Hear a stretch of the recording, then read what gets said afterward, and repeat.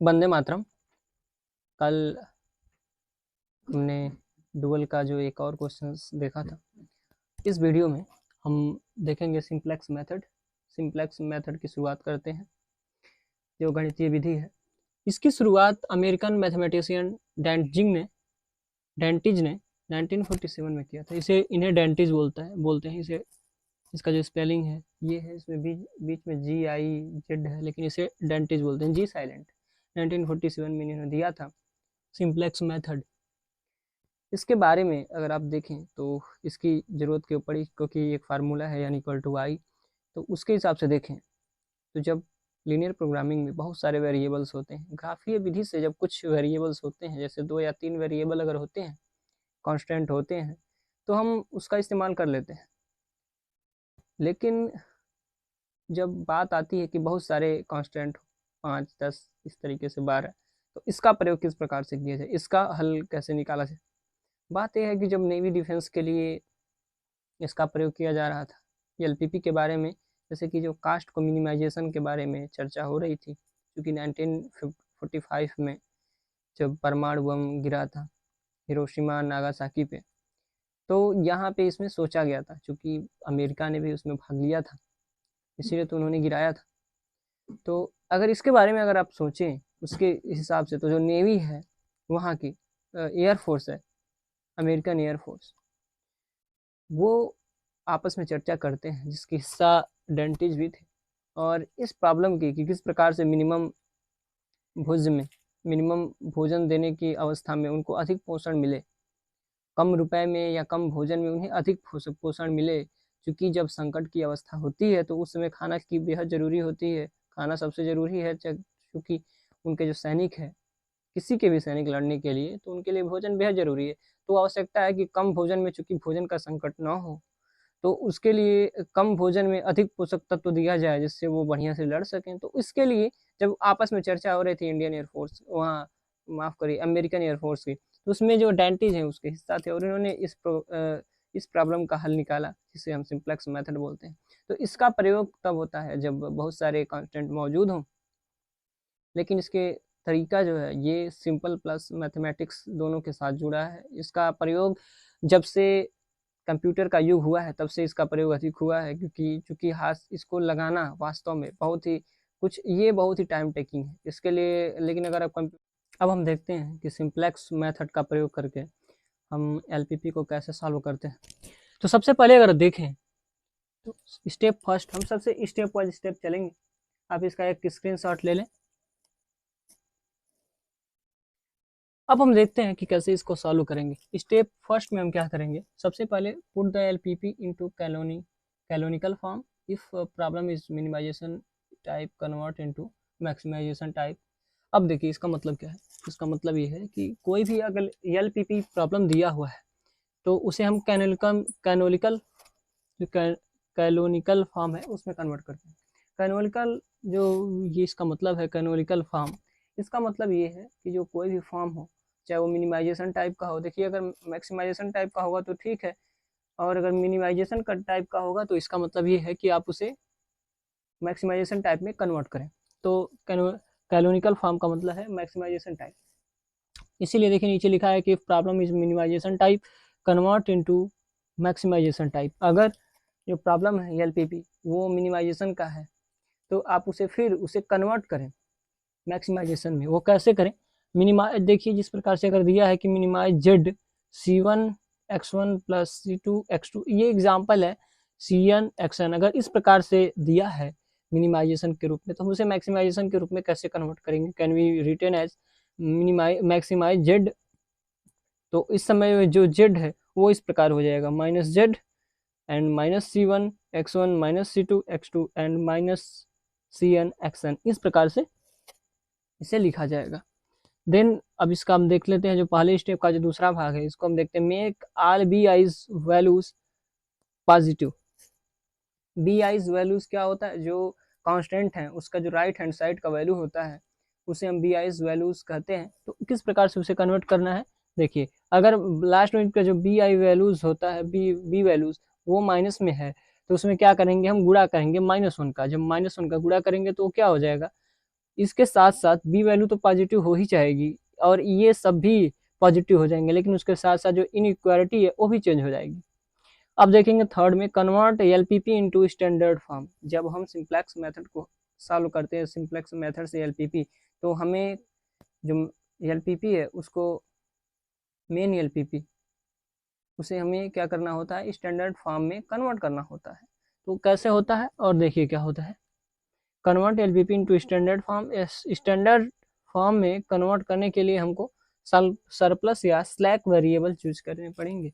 तो जो surplus variable और जो स्लैक वेरिएबल है ये क्या होता है, ये एक प्रकार से वेरिएबल होता है। जिस प्रकार सारे वेरिएबल हमने माना है x1 x2 इस तरीके से, इसके कुछ कोफिशिएंट होते हैं, जैसे मान लीजिए 4x1 2x2 ये कोफिशिएंट। तो इस प्रकार से अगर हम देखें सरप्लस या स्लैक वेरिएबल क्या होता है, तो इस प्रकार ये एक प्रकार का वेरिएबल है, जैसे x1 x2 है, इसको हमें मानना पड़ता है स्टैंडर्ड फॉर्म को सॉल्व करने के लिए, एलपीपी को स्टैंडर्ड फॉर्म द्वारा सॉल्व करने के लिए इसको मानना पड़ता है। नंबर 4 हम देख लेते हैं। अगर problem less than equal to type का है तो हम वेरिएबल्स को ऐड करेंगे। जो वेरिएबल्स हैं स्लैक या सरप्लस, तो उस सबसे पहले हम वेरिएबल्स को ऐड करेंगे और उसे स्लैक वेरिएबल कहेंगे। अगर problem greater than equal to type का है, इसका मतलब क्या है, इसका मतलब ये है कि प्रॉब्लम यहाँ पे मिनिमाइजेशन टाइप का है, तो इसका तो हम वेरिएबल को सबट्रैक्ट करेंगे, मतलब माइनस करेंगे, तथा उसे सरप्लस वेरिएबल कहते हैं, उसे हम सरप्लस वेरिएबल कहते हैं। और इंटरेस्टिंग बात यह है कि इन दोनों को हम क्या करते हैं कि एस से ही दिखाते हैं। जो सरप्लस वेरिएबल होता है उसको हम प्लस एस से दिखाते हैं, इसलिए उससे दिखाते हैं क्योंकि उसमें हम मैक्सिमाइजेशन टाइप का प्रॉब्लम होता है, तो हमें चीज़ों को मैक्सिमाइज करना होता है, हमें अपने लाभ को मैक्सिमाइज करना होता है। लेकिन अगर प्रॉब्लम मिनिमाइजेशन का होता है तो हमें न्यूनतम करना होता है, लागत को न्यूनतम करना होता है, इसीलिए हम उसे जो एस है वहाँ पे हम स्लैक वेरिएबल का प्रयोग करते हैं मैक्सिमाइजेशन में। इसे हम जो स्लैक वेरिएबल है उसे हम पॉजिटिव एस इस प्रकार से दिखाते हैं, और जो सरप्लस वेरिएबल है उसे माइनस एस इस प्रकार से दिखाते हैं। और इसको हम किस प्रकार से उसमें रखेंगे, एलपीपी में रखेंगे, किस प्रकार से स्टैंडर्ड फॉर्म में कन्वर्ट करेंगे। एक और इंटरेस्टिंग बात है कि जब आप एलपीपी को स्टैंडर्ड फॉर्म में कन्वर्ट करते हैं तो उस समय सबसे पहले आप इनइक्वालिटीज़ को चेंज करते हैं।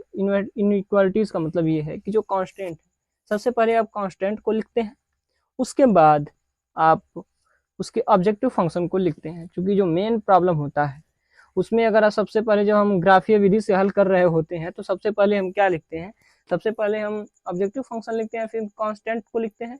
लेकिन अगर आप इस फॉर्म को स्टैंडर्ड फॉर्म में कन्वर्ट करेंगे तो सबसे पहले कांस्टेंट को लिखेंगे, देन आप ऑब्जेक्टिव फंक्शन को लिखेंगे, क्योंकि ऑब्जेक्टिव फंक्शन का ये मानना है कि जितने भी वेरिएबल्स कांस्टेंट में होंगे उतने जो ऑब्जेक्टिव फंक्शन है उसमें शामिल होंगे।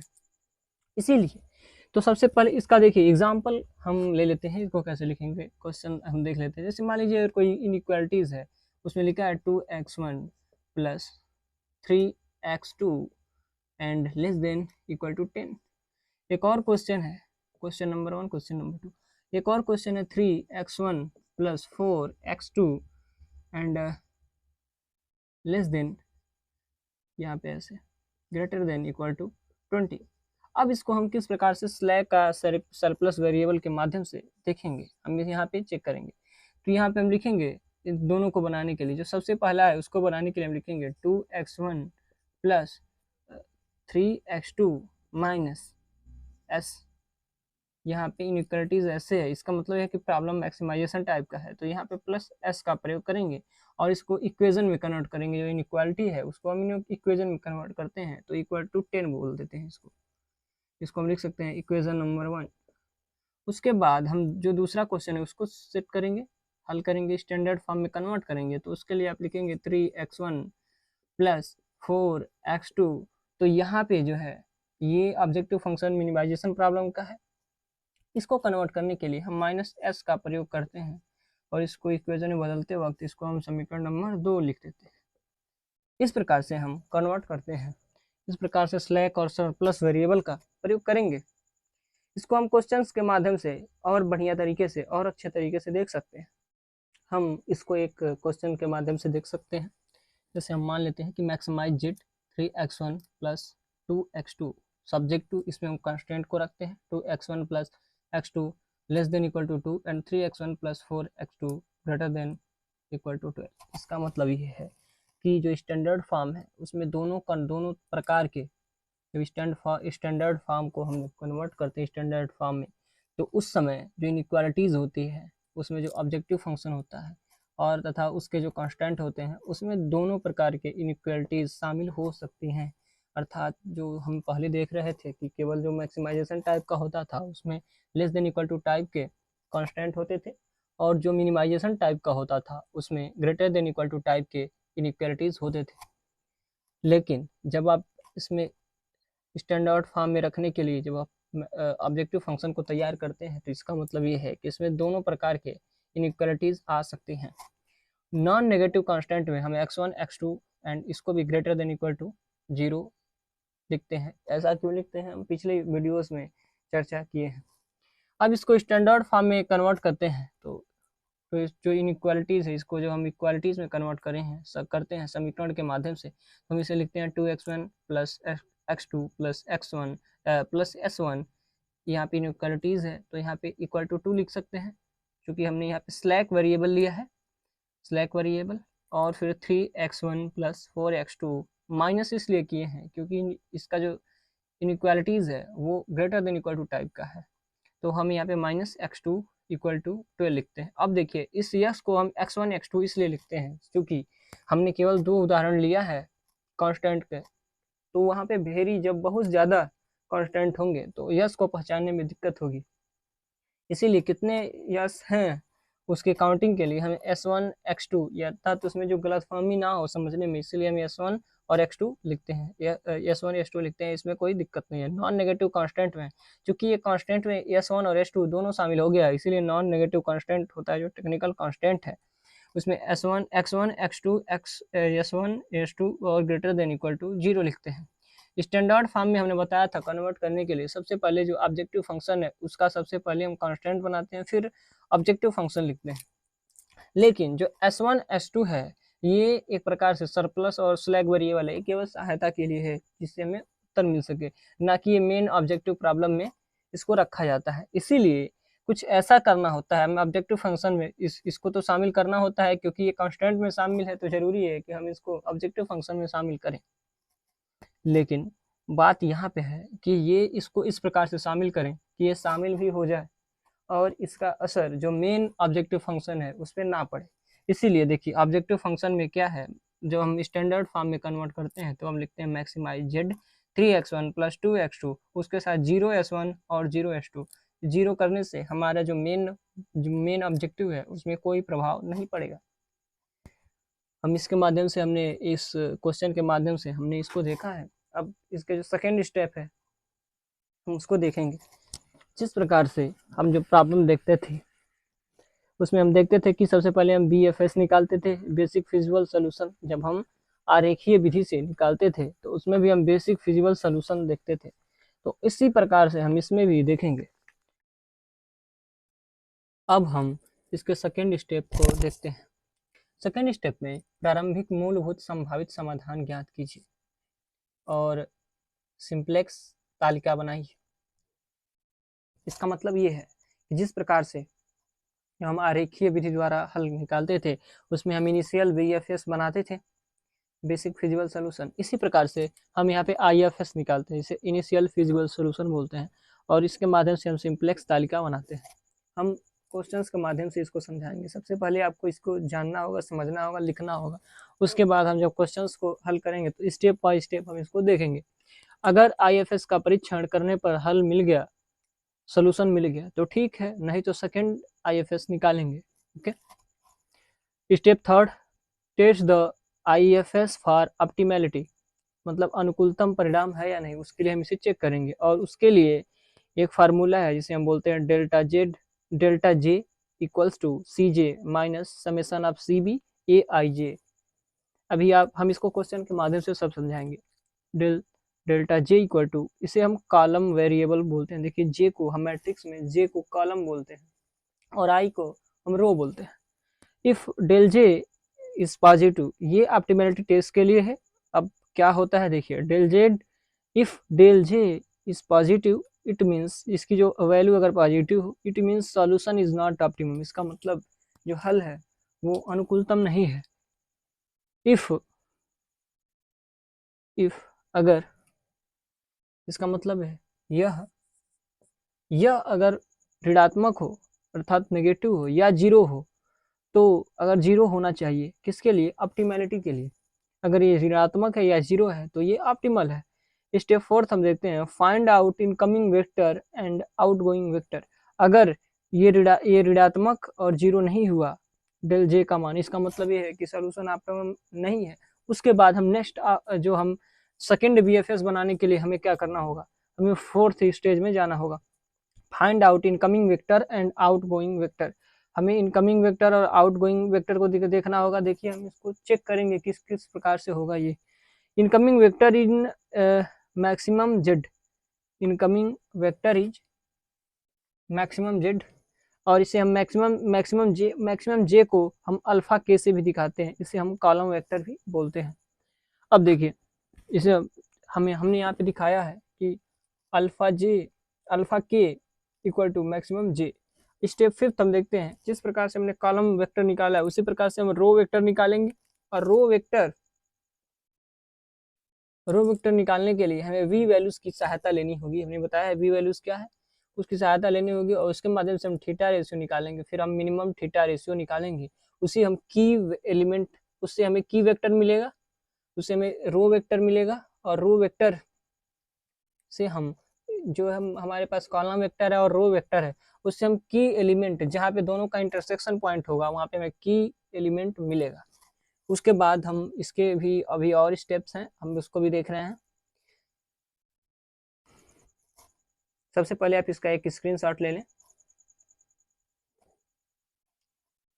अब हम देखते हैं कि इसको कैसे सॉल्व करेंगे। इसके कुछ और स्टेप्स हैं, हम उसको देखेंगे, फिर हम इसको क्वेश्चन के माध्यम से देखेंगे। अब हम नेक्स्ट स्टेप को देखते हैं। सबसे पहले हम देखते हैं कि बेसिक वेरिएबल क्या होता है। इसी में हम देखेंगे बेसिक वेरिएबल उस वेरिएबल्स को कहते हैं जो हमें रिजल्ट देते हैं। इसका मतलब ये है जो हमें वैल्यू देते हैं, इसका मान 0 से ऊपर होता है या 0 होता है, पॉजिटिव होता है, नेगेटिव नहीं होता। मुख्य रूप से ये 0 से अधिक होता है, इसीलिए तो हमें जो आंसर होता है वो यही देता है, बेसिक वैल्यूज या बेसिक वेरिएबल से। सिंप्लेक्स का बेसिस, ये जो बेसिक वेरिएबल है ये सिंप्लेक्स जो हमें तालिका मिलेगी उस सिंप्लेक्स की बेसिस या प्रोग्राम बनाते हैं, ये उसके बेसिस या प्रोग्राम बनाते हैं। ये क्या होते हैं हम जब सॉल्व करेंगे क्वेश्चन तो देखेंगे। स्टेप 6 को अगर हम देखें तो मेक द वैल्यू ऑफ की एलिमेंट, इससे हम की एलिमेंट को हम पीवेट एलिमेंट भी बोलते हैं। जो की एलिमेंट मिला है, की एलिमेंट मतलब क्या है, जो intersection of column vector and row vector, वहाँ पे जो हमें की एलिमेंट मिला है उसको हमें एक बनाना है।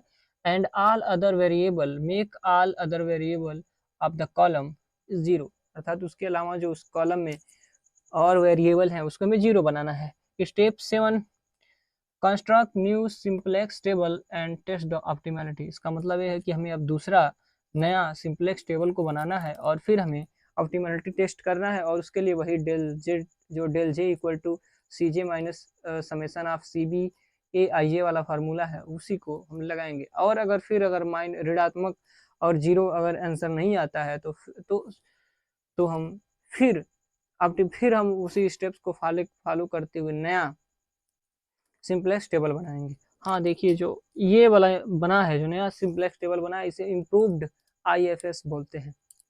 ठीक है, और इम्प्रूव्ड आईएफएस भी अगर ऑप्टिमैलिटी टेस्ट करने के बाद अगर खरा नहीं उतरता है, उसकी वैल्यू 0 या ऋणात्मक नहीं होती हैं, तो फिर हम कंस्ट्रक्ट करते हैं न्यू सिंप्लेक्स टेबल, और फिर उसके माध्यम से फिर हम उसको चेक करते हैं। फिर इसी प्रकार से हम करते जाते हैं जब तक हमें आंसर नहीं मिल जाता।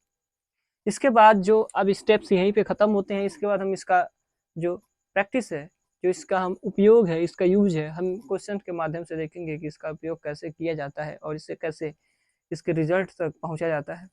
आज के लिए बस इतना ही। वंदे मातरम।